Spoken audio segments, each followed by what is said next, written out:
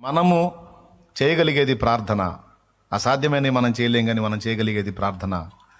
దైవజనుని మాటలో ఆ ప్రార్థనను కూడా నిలకడగా, పట్టుదలగా, విసుక్కోకుండా, మొండిగా గోజాడాలి.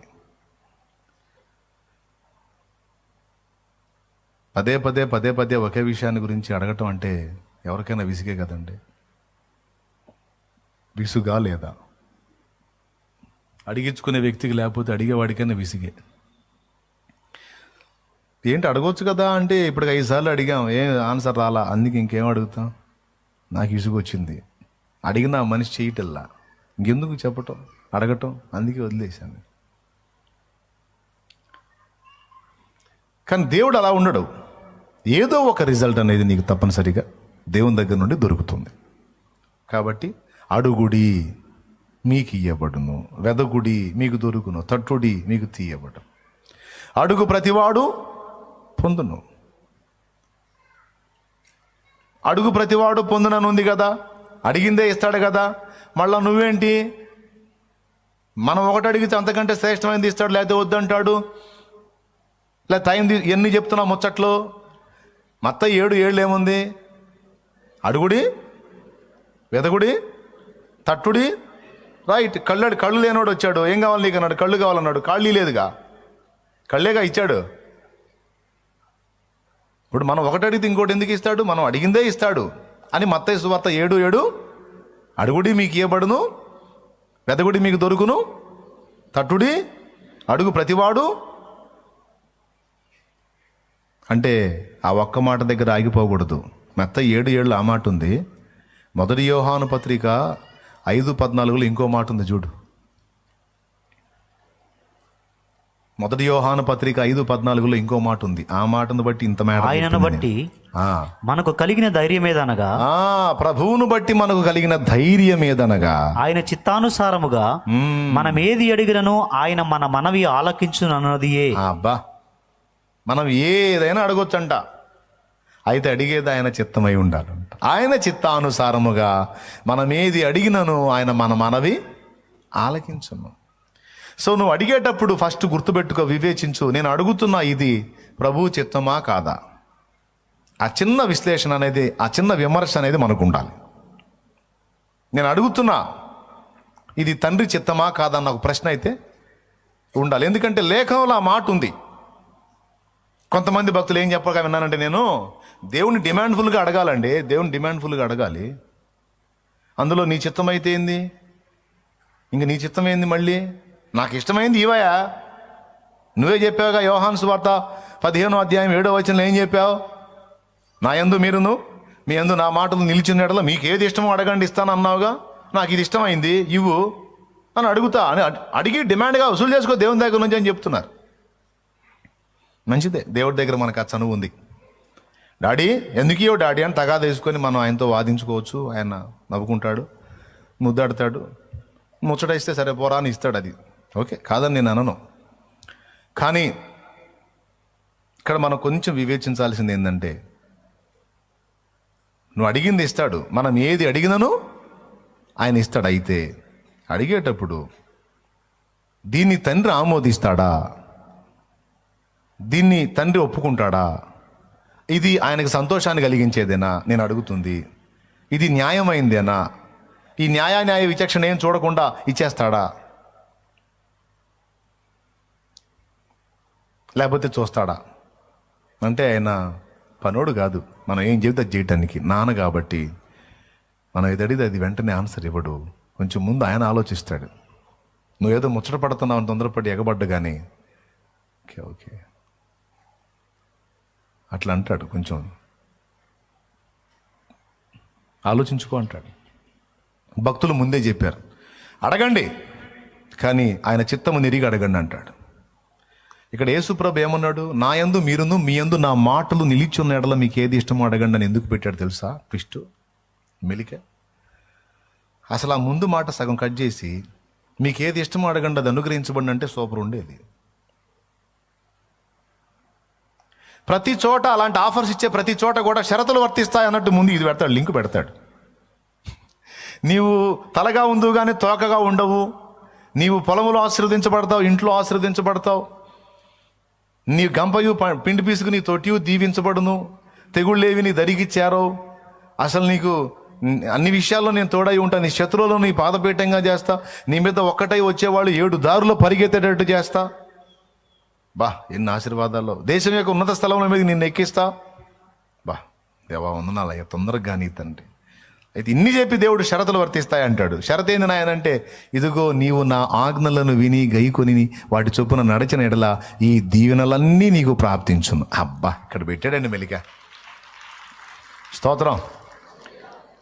అర్థమైందా? షరతు లేని ఆశీర్వాదం లేదు తమ్ముడు. షరతు లేని దీవెన లేదు. విస్తారమైనటువంటి ప్రత్యక్షతలు పౌలుకి ఇచ్చాడు. ఒక ముళ్ళు గుచ్చాడు. పౌలుకు భలే ప్రత్యక్షతలు, ఎవరికి లేని ప్రత్యక్షతలు, తరములలోను యుగములలోను మరుగైన విషయాలన్నిటినీ పౌలుకు బయలుపరిచాడు. మస్తు ప్రత్యక్షతలు అన్నీ ఇచ్చి ఒక ముళ్ళు గుచ్చి ఇంక పద అన్నాడు. ఇచ్చింది అన్నీ బాగానే ఉన్నాయి, గుచ్చిన దాని సంగతి ఏంది అన్నాడు. అది లేకపోతే నువ్వు మరో లూసిఫర్ అవుతావు, వద్దులేపా అన్నాడు. నీకు నేను ఇచ్చిన ప్రత్యక్షతలు బహు విశేషంగా ఉన్నందున నువ్వు అత్యధికంగా హెచ్చిపోయే అవకాశం ఉంది. ఇతరుల కంటే నేను యోగ్యుడని నువ్వు అతిశయపడే అవకాశం ఉంది. గర్వహృదయుడయ్యే ఛాన్స్ ఉంది. నాకు అసహ్యుడయ్యే అవకాశం ఉంది. కనుక అలాగూ నీవు కాకుండా నీవేంటో నీ గుర్తుంటానికి, నువ్వు పొందిందంతా నాదని ఎరుక నీకుంటానికి ఇదిగో ఈ ముళ్ళు ఒకటి నీ శరీరంలో ఉంచాను. శత్రువు యొక్క దూత, సాతాను యొక్క దూతగా అది నీ శరీరంలో ఉంటుంది, కానీ నీ ప్రాణానికి హాని కలగదు. నా కృప నీకు చాలు, నీ బలహీనత ఎందే నా శక్తి పరిపూర్ణం అయింది కనుక చల్ నడు అన్నాడు. అంతే. ఈ అనుభవాలు పొందిన వాళ్ళు పాటలు పాడుకున్నారు. ఇందాక వాడిన పాటలు అది కూడా ఉంది. కాయమున వ్యధనోర్చుచు యోధుడు పౌలు సాయామి ధరగోరుచు రోయుచు తన ముళ్ళు దీయుమని ప్రార్థింప. రోయించండి తెలుసా ఏంటి? రోయించండి ఏడుస్తూ.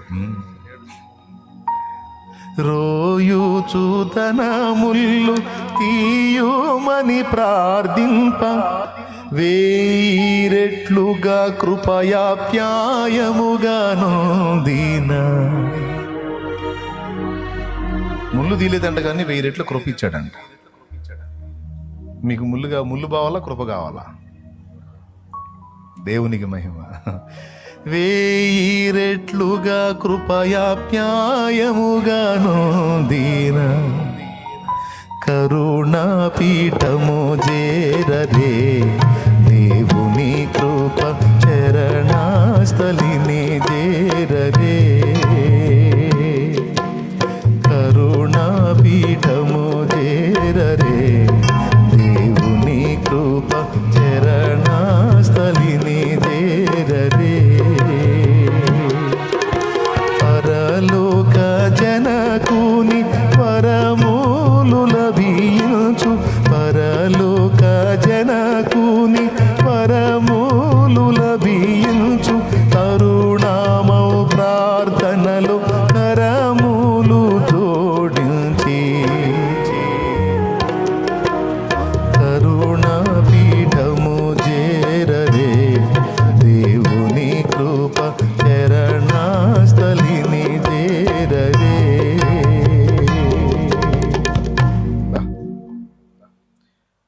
కాబట్టి ఇందు మూలంగా అందరికీ తెలియజేయటం ఏమనగా, మీ యందు నా మాటలు నిలిచున్న ఎడలా, అది షరతు. మా యందు నీ మాటలు లేకపోతే ఇవ్వను. ఎందుకని అప్పుడు ఏది అడగాలో తెలియదు నీకు, ఏది పడితే అది అడుగుతావు. ఓహో, మా యందు నీ మాటలు నిలిచుంటే అప్పుడు ఏది అడగాలో అదే అడుగుతావు. అర్థమైతే స్తోత్రం చెప్పండి. ఏం అర్థమైందో నాకు చెప్పండి. అర్థమైందని చెప్పారు. ఇప్పుడు ఏం అర్థమైందో చెప్పండి, నేను కూడా సంతోషపడతా. మీరు బాగా వింటున్నారని. అబ్బా, మీరు చెప్పరేమి అయ్యలారా?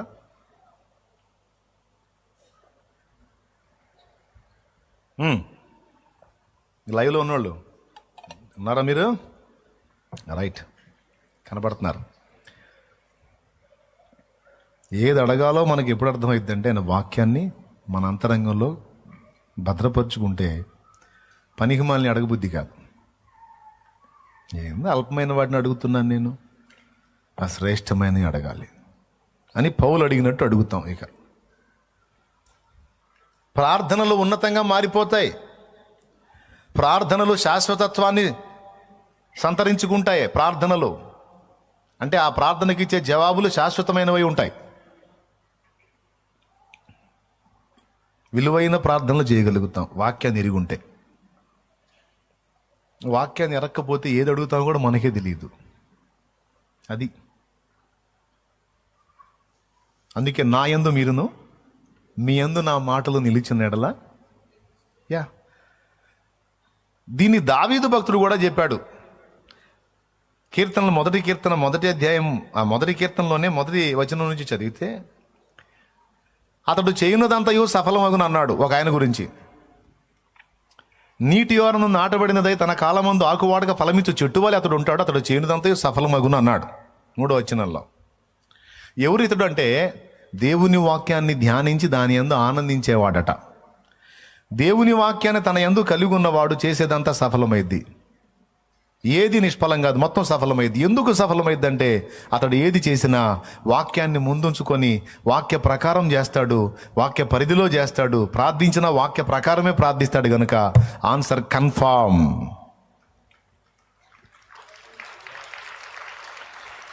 ప్రియమైన దేవుని బిడ్డ, ఒకవేళ నువ్వు అడిగేది వాక్యానుసారంగా శ్రేష్టమైనదై ఉంటే కన్ఫామ్, జవాబు కన్ఫామ్, 100% రాసి పెట్టుకో, అయిద్దంతే. ఆమేన్. మద్యపానమే మనిషి ప్రాణమున్ బలి చేయుచున్నది, ఆలు బిడ్డల ఆర్తనాదము ఆకాశమంటుచున్నది. మద్యపానమే మనిషి ప్రాణమున్ బలి చేయుచున్నది, ఆలు బిడ్డల ఆర్తనాదము ఆకాశమంటుచున్నది. మాదక ద్రవ్యం యవన బ్రతుకులను శాసించుచున్నది, మాదక ద్రవ్యం యవన బ్రతుకులను శాసించుచున్నది.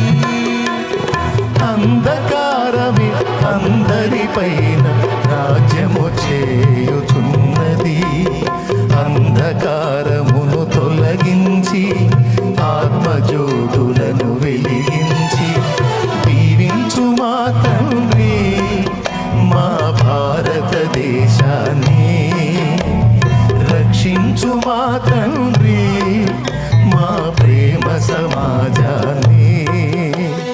నలిగిపోతున్న నా ప్రజను, నశించుచున్న ఆత్మలను, నలిగిపోతున్న నా ప్రజను, నశించుచున్న ఆత్మలను దీవించు మా తండ్రి మా భారతదేశాన్ని, రక్షించు మా తండ్రి సమాజాన్ని. దేవునికి మహిమ. ఈ పాట దేవుని కృపలో ఈ ప్రార్థన పాటే ప్రార్థన, ప్రార్థనే పాట. ఇది పాట నాకు తెలిసి 7-8 ఏళ్ళు అయింది, పైన అయింది. ఈ 7-8 సంవత్సరాల్లో దాదాపు 100ల సంఖ్య కాదు, 1000ల సంఖ్యలోనే త్రాగుబోతులకు బాప్తీసం ఇచ్చా. 1000ల సంఖ్యలోనే ఇచ్చా, 100ల సంఖ్య కాదు, 1000ల సంఖ్యలోనే ఇచ్చా. అంటే నా ప్రార్థనకి జవాబు వచ్చిందా లేదా? ఈ ప్రార్థన మళ్ళీ మళ్ళీ గుర్తుపెట్టుకోవాలని పాటగా చేసి పాడేసుకున్నా. పరలోక ప్రార్థన కూడా శ్రేష్టమైంది కనుక అది కూడా ఒక పాటలాగా పాడుకున్నా. పరలోకమందున్న మా తండ్రి నీ నామం పరిశుద్ధ పరచబడునుగా. ప్రార్థనలాగా చేస్తే ఒకవేళ ఏమన్నా రొటీన్ ఫీల్ వచ్చిందని పాటగా కూడా పాడుకుంటాం. మాకు కావలసి ఉన్న ఆహారము అనుదినము నీవు మాకు దయచేయుము, మాకు కావలసి ఉన్న ఆహారము అనుదినము నీవు మాకు దయచేయుము. మా రుణ రుణస్థులను మేము క్షమించినట్లు నీవు మా రుణములను క్షమించుము. మా రుణస్థులను మేము క్షమించినట్లు నీవు మా రుణములను క్షమించుము. పరలోకమందున్న మా తండ్రి, నీ నామం పరిశుద్ధ పరచబడునుగాక, నీ రాజ్యం మాకు వచ్చునుగాక. మొత్తం ఇది పాటకి ఎట్లా పాడాలా అని దేవుడు మంచి ట్యూన్ ఇచ్చాడు. అద్భుతంగా అయిపోయింది.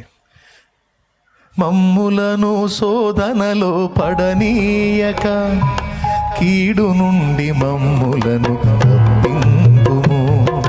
మమ్ములను శోధనలో పడనీయక కీడు నుండి మమ్ములను తప్పింపుము. ఎందుచేతననగా రాజ్యము బలము మహిమ నిరంతరం నీవై ఉన్నావు. ఎందుచేతననగా రాజ్యము బలము మహిమ నిరంతరం నీవై ఉన్నావు.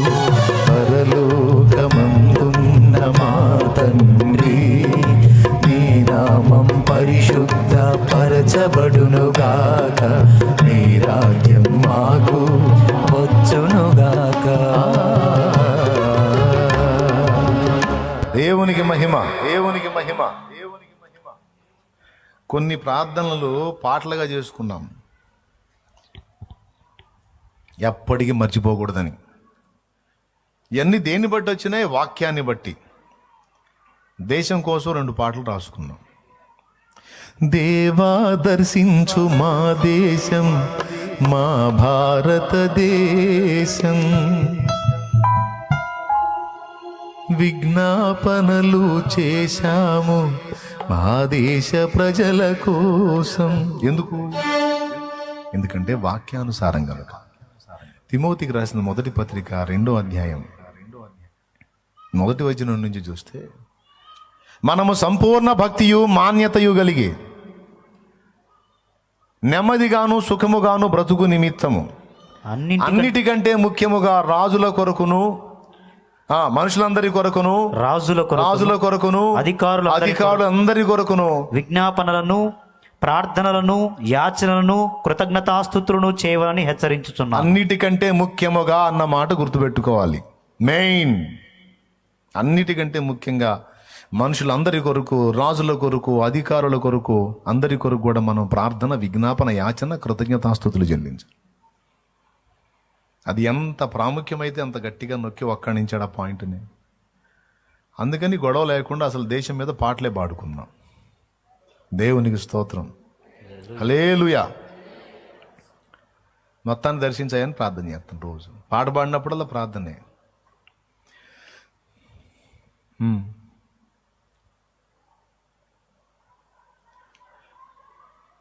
నా యందు మీరును మీ యందు నా మాటలు నిలిచుంటే మీకు ఏది ఇష్టమో అడగండి అని అంత ఫ్రీ ఎందుకు ఇచ్చాడు తెలుసా?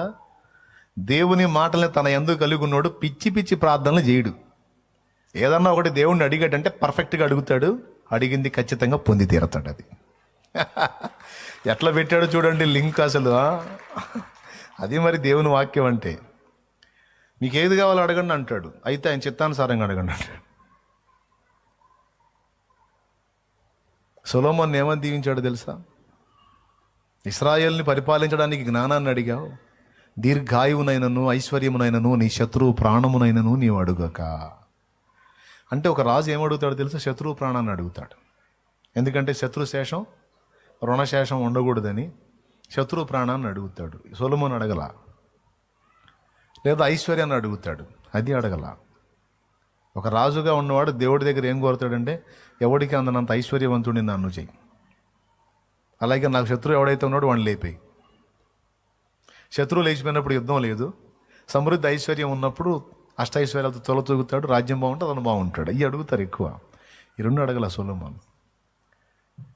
ఈ జనాంగాన్ని పరిపాలించడానికి, నడిపించడానికి నాకు జ్ఞానం లేదు, వారు నడిపించడానికి కావాల్సిన జ్ఞానము నాకు దయచేయ్యా, తీర్పు తీర్చడానికి, న్యాయం పరిరక్షించడానికి, జనరంజకంగా పరిపాలించడానికి కావాల్సిన జ్ఞానం నాకు దయచేయి తండ్రి అని ప్రార్థన చేసినప్పుడు యుక్తమైనది అడిగావు కనుక నీవు అడగని రెండు నీకు అదనంగా ఇస్తున్నాను. అదేంటంటే ఐశ్వర్యమును మరియు ఘనతను కూడా నేను నీకు ఇస్తున్నాను. నీకు ముందుగా నీ తర్వాతగా నీలాంటి రాజు ఇంకొకటి ఉండనంత ఘనత నీకు ఇస్తున్నాను అన్నాడు. అంతేకాదు నీవు సమృద్ధి కలిగిన వాడవై ఉండున్నట్లు నేను ఆశీర్వదిస్తున్నాను అన్నాడు. నిజంగా ఇశ్రాయేలు రాజ్యం సొలొమోను ఉన్నప్పుడు అనుభవించినంత వైభవం మరి ఎప్పుడు అనుభవించాల, రేంజ్లో అనుభవించింది.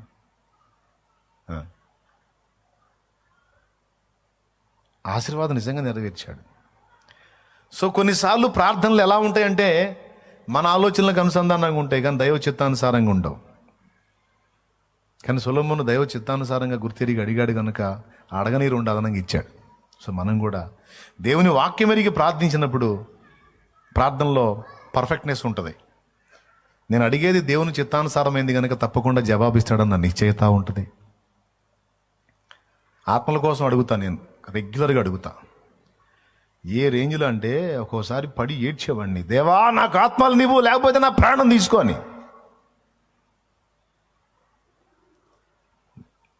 ఆమెన్ అన్నాడు ఆయన. జనం నా పిచ్చి వదిలిచ్చారు, ఇప్పుడు వాళ్ళు తీస్తున్నారు నా ప్రాణం. దేవుని స్తోత్రం.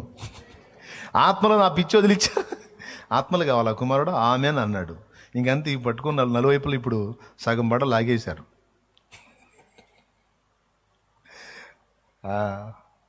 ఏ రోజు ఖాళీ లేదు, తిరుగుతా ఉన్న పిచ్చోడు దిగినట్టు ఇచ్చాడు. అడిగింది ఆయన చిత్తానుసారమైంది. దేవా నాకు ఆత్మలో నీవు లేకపోతే నా ప్రాణం తీసుకో. ఊరి నాయన సచ్చిందాక ఎందుకులే బేట, ఇస్తాలేరా ఆత్మలేగప్ప. నన్ను అడుగుము, జనములను నీకు సొత్తుగాను, భూమిని దిగంతములను నీకు స్వాస్థ్యముగా ఇస్తాను అన్నాడు. చూడండి, అడగమన్నాడు. వాక్యం ఎరిగితే ఏది అడగాలో ఏది అడగొద్దో తెలిసిద్ది. అడిగే దానిలో పర్ఫెక్ట్నెస్ ఉంటుంది, నిశ్చయత ఉంటుంది, కన్ఫామ్ అనే విశ్వాసం కూడా కలిగిద్ది. ప్రార్థన విషయంలో నేర్చుకుంటున్నాం మనం. ప్రార్థన చేయాలి, అది కూడా ఎలా? ప్రార్థనకు 5 రకాల జవాబులు ఉన్నాయి. ఈ గొడవంతా లేకుండా చేసిన ప్రతి ప్రార్థన పర్ఫెక్ట్గా దేవుడు విని జవాబు ఇవ్వాలంటే ఆయన చిత్తం ఏదో ఎరిగి ప్రార్థన చేస్తే ప్రతిదానికి జవాబు పర్ఫెక్ట్గా ఉంటుంది, డౌట్ లేదని చెప్పాను. ఇంతకు చిత్తం ఎట్ట తెలిసిద్దంటే వాక్యం చదివితే తెలిసిద్దని చెప్పాను. వాక్యం చదివితే ఎట్ట చేస్తాం? చిత్తానుసారమైన ప్రార్థన అంటే ఇట్ట చేస్తాం అందని నా ఎగ్జాంపులే చెప్పాను నేను. నన్ను అడుగుము, జనములను నీకు సొత్తుగాను, భూమిని దిగంతంలో స్వాస్థ్యంగా ఇస్తానని కీర్తనల గ్రంథము 2వ కీర్తనలో దేవుని కుమారుడైన క్రీస్తుకు దేవుడు తండ్రి అయిన దేవుడు ఇచ్చిన వాగ్దానం. క్రీస్తుకి ఇస్తే నాకెందుకు రాసి పెట్టాడు?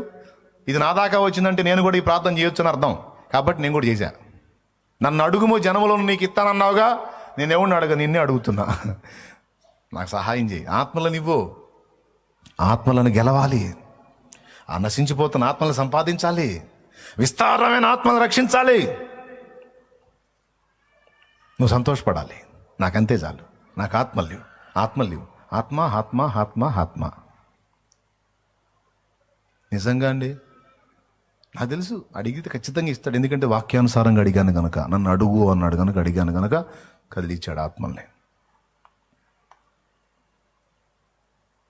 మీరు కూడా అడగండి, అది దైవ చిత్తానుసారమైందే. ఆత్మల్ని ఏమని అడగండి, ఇస్తాడు, కన్ఫామ్గా ఇస్తాడు. ఆత్మల రక్షణ కొరకు నన్ను వాడుకోమని అడుగు, వాడుకుంటాడు కన్ఫామ్గా, అంతే, డౌట్ లేదు. అలా ఆయన చిత్తం. బాధలో, వేదనలో, దుఃఖంలో, శ్రమలో, నష్టంలో, నాశనంలో ఉన్న వారిని రక్షించమని అడుగు, నువ్వు ఇస్తాడు. నీకోసం నువ్వు అడగట్లా, సాటి మనిషి కోసం అడుగుతున్నావు. నిన్ను వల్ల నీ పొరుగు అని ప్రేమించమన్నాడు, వాని క్షేమాన్ని కోరమన్నాడు, వాని మేలు కోసం ప్రార్థించమన్నాడు. కనుక నువ్వు ప్రార్థించే వానికి జవాబు వచ్చింది. అదే టైంలో నీకోసం నువ్వు అడుగు, నీకు రాదు. అదేంది నాకు రాకపోవటం ఏంది, వాళ్ళకి రావటం ఏంది? కావాలంటే మీరు కూడా చెబుతారు సాక్ష్యం. మీరు ఇతరుల కోసం చేసిన ప్రార్థనలకు ఎక్కువ జవాబులు వచ్చినాయా, మీకోసం చేసిన ప్రార్థనలకు ఎక్కువ జవాబులు వచ్చినాయా? కొంతమంది అది నాకు ఇదేందో అర్థం కావట్లేదు అని అంటారు. ఏం అర్థం కావట్లేదు చెప్పమ్మంటాను. నా చుట్టుపక్కల ఉన్న వాళ్ళ కోసం దేన్ని అడిగినా సరే వాళ్ళకి వెంటనే అవుతుంది పని. నా విషయంలో ఎన్ని మొత్తుకున్నా నాకు ఆన్సర్ రావట్లేదు. ఎంతమందికి ఉంది ఈ డౌటు? నేను ఇతరుల కోసం ప్రార్థన చేస్తే వాళ్ళకి ఉద్యోగం వచ్చింది. నా ఫ్రెండ్ కోసం జాబ్ రావాలి, వాడి జాబ్ కోసం ప్రార్థన చేశాను, వాడికి వచ్చింది. నా కోసం చేస్తే నాకు రావట్లా. ఇతరులకు రోగం తగ్గాలని ప్రార్థన చేసి వాడు తగ్గింది, మరి నాకు తగ్గాలని ప్రార్థన నాకు తగ్గట్లా.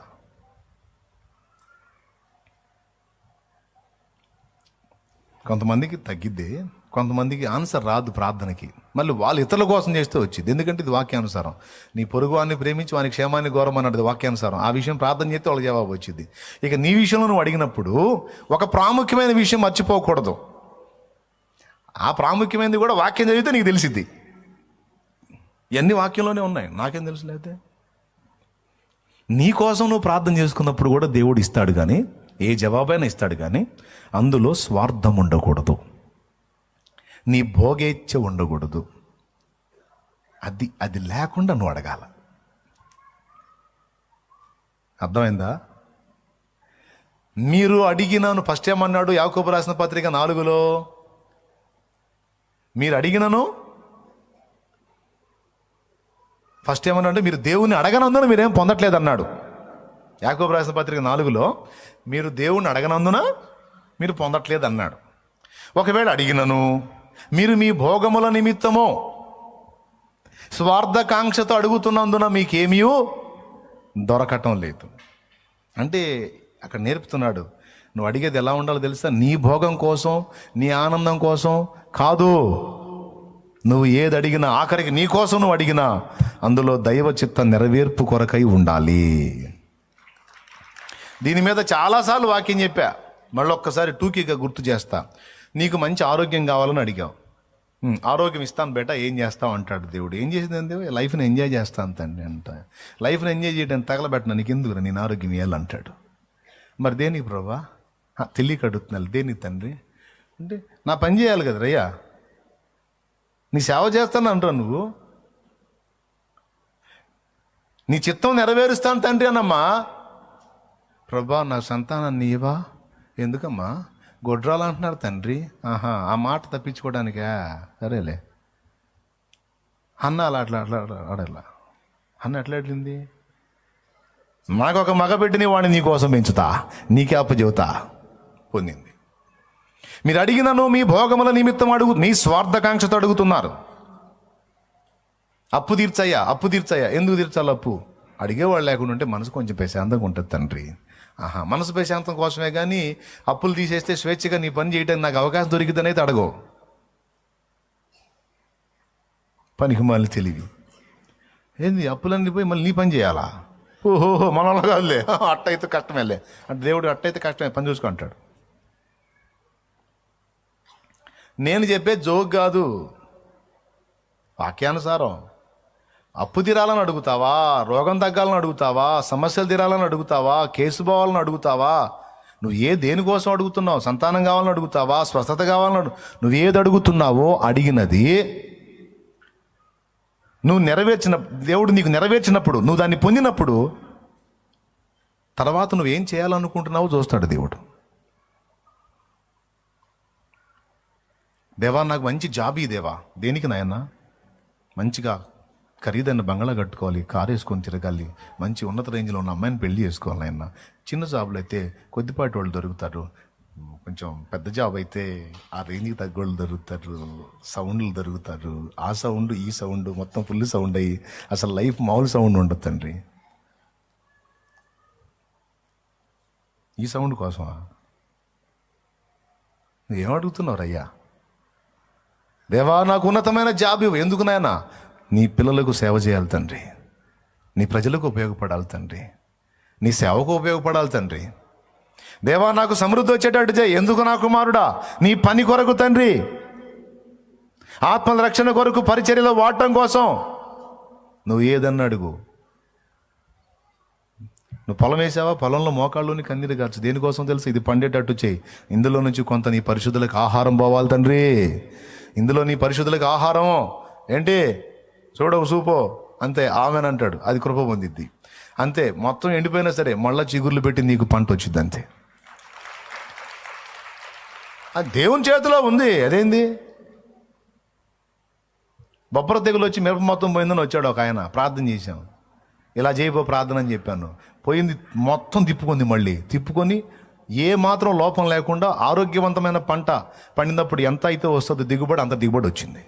అయిపోయిన చేను మళ్ళీ ఎచ్చుల కోసం కాదు, నా దేవుడు చేసిన కార్యం చెబుతున్నాను నేను.